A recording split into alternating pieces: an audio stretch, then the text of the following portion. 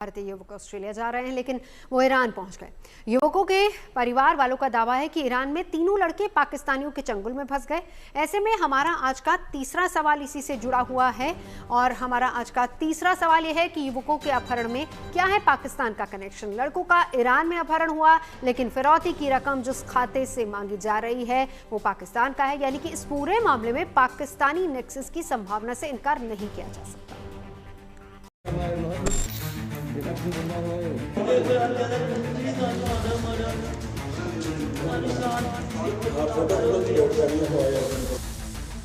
पंजाब के 3 लड़कों के ईरान पहुंचने और वहां अगवा होने की पूरी कहानी हैरान करने वाली है।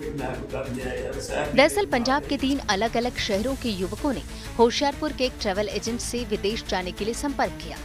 अटवाल ओवरसीज के धीरज और कमल ओटवाल ने उन्हें ऑस्ट्रेलिया के वर्क परमिट का झांसा दिया कि उन्हें जल्द ही ऑस्ट्रेलिया भेज दिया जाएगा। ये एजेंटों की मिली भगत है ना सर, उन्होंने फिर बाद बोल दिया कि दुबई से इमीडिएट उसकी फ्लाइट जाएगी सीधी डायरेक्ट ऑस्ट्रेलिया के लिए, वहां स्टे होगा, आप ईरान में रुकोगे, 6.5 घंटे एयरपोर्ट के अंदर रहोगे। बेवकूफ बनाया गया सर। वो ऑनरेबल कंट्री है ना ईरान, वहां पर उन्होंने रोक कर बाद में वहां पर ड्राइव करा दिया। जो टिकट करवाई हुई थी, जो दुबई से सिडनी की करवाई हुई थी, वो भी एक ऑस्ट्रेलिया में अमृतपाल नाम का व्यक्ति है, वहां से पता किया है।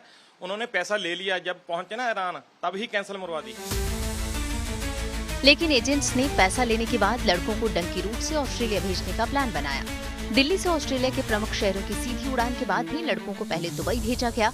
दुबई से भी ऑस्ट्रेलिया सीधे भेजने की जगह उन्हें झांसा देकर ईरान भेजा गया।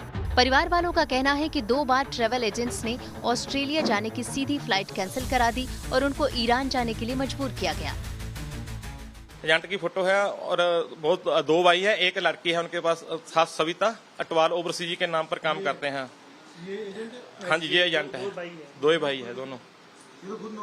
हाँ जी हाँ जी हाँ जी सर। तो आपसे किसने पैसे लिए? दोनों ने पैसे लिए? दोनों ने सर, साफ तौर पे कह रहे हैं। वो एक पता नहीं, वो मैं अकाउंट नंबर ਤੁਹਾਨੂੰ ਪੇਸ਼ ਕਰ ਸਕਦਾ ਹਾਂ। ਉਹਦੇ ਵਿੱਚ ਮੰਨ ਲਓ ਜਿਹੜਾ ਪਾਕਿਸਤਾਨ ਦਾ ਅਕਾउंट ਆ, ਉਹਦੇ ਵਿੱਚ ਉਹਦਾ ਨਾਮ ਵੀ ਲਿਖਿਆ ਆ, ਪਿੱਛੇ ਅਲੀ ਲਿਖਿਆ ਆ और मुरे कुछ हो रहा नाम।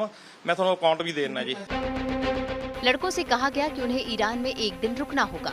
ईरान में लड़कों को कहा गया कि उनके ठहरने का इंतजाम एक होटल में किया गया है और वहां एयरपोर्ट पर उन्हें लेने के लिए एक टैक्सी आ जाएगी। अब कहा जा रहा है कि उसी टैक्सी वाले ने उन तीनों लड़कों का अपहरण कर लिया। ये पूरा रैक्ट है, जिद्दां नूरी मैडम है जलंधर दी और छरेश है अपने दिल्ली तो मेन ਜਿਹੜਾ ਜੀ ਇਹ ਰੈਕਟ ਨੂੰ ਚਲਾ ਰਹੇ ਆ ਜੀ, ਤੇ ਪਲੱਸ ਜਿਹੜਾ ਇਹਨਾਂ ਦੇ ਵਿੱਚ ਸਮੀਰ ਹੁਜਾ ਆ, ਇਹ ਸਾਰੇ ਪੰਜਾਬੀ ਬੰਦੇ ਆ ਜੀ ਜਿਹੜੇ ਹਵਾਲੇ ਦਾ ਕੰਮ ਕਰਦੇ ਆ ਜੀ। ਇਹਨਾਂ ਕੋਲ ਕੀ ਰਾਈਟ ਹੈ ਜੀ ਪੈਸੇ ਦੀ ਗਾਰੰਟੀ ਰੱਖਣ ਦਾ, ਜਾਂ ਇਹਨੀ ਕਹੀ ਵੀ ਰੀਚ ਤੇ ਹੀ ਪੈਸੇ ਲਵਾਂਗੇ ਜੀ, ਬੰਦੇ ਨੂੰ ਫਸਾ ਲੈਂਦੇ ਆ ਜੀ। ਇਹ ਪੈਸੇ ਲੈ ਕੇ ਜੋ ਇਹ ਕਰ ਰਹੇ ਆ। परिवार वालों का कहना है कि वो टैक्सी वाला पाकिस्तानी है और उसका पंजाब के ट्रैवल एजेंट से संबंध है। परिवार वालों का दावा है कि इस रैकेट में सीमा पार के लोग भी शामिल हैं। 1 मई को जब वो ईरान के अंदर लैंड करते हैं तो जिस ड्राइवर से मिलते हैं वो भी पाकिस्तानी बेस था, और उसके बाद जब होटल ले जाने की बजाय वो तीनों की फोटो दिखाकर एजेंट का नाम बताकर, जो होशियारपुर से अटवाल ओवरसीज ऑपरेट कर रहे थे, उनकी ओर से उनकी डिटेल बताकर जब कम्युनिकेट करता है, तो जिन किडनैपर्स के पास लेके जाता है होटल की बजाय, तो वो 2 मई से लेकर उनको 17 मई तक अपने पास उन्होंने रखा हुआ है। और साथ साथ उनकी ओर से जिस अकाउंट में पैसे मांगे गए वो पाकिस्तानी अकाउंट था। ईरान में लड़कों के अगवा किए जाने के बाद उनके टॉर्चर का वीडियो उनके घर वालों को भेजा जाने लगा। कभी उन्हें पिस्टल से धमकाने का वीडियो भेजा जाता, तो कभी उनके लहूलुहान का वीडियो घर वालों को भेजा गया। अपहरणकर्ताओं ने अगवा किए गए तीनों के परिवार वालों से फिरौती की मांग की। खास बात यह है कि उन्होंने फिरौती की मांग एक ऐसे खाते में की जो पाकिस्तान में है। परिवार वालों के मुताबिक पहले उनसे 1.5 करोड़ रुपए मांगे गए, फिर 1 करोड़ और उसके बाद 55 लाख रुपए की मांग की। परिवार वालों ने फिरौती की पूरी रकम तो नहीं दी, लेकिन उन्होंने पाकिस्तान के किसी गजनफर अली के खाते में 1000 यूरो की रकम जरूर ट्रांसफर की, जो पाकिस्तान के 3,20,000 रुपए के बराबर है। घर वालों के पास इस ट्रांजैक्शन की रसीद भी मौजूद है।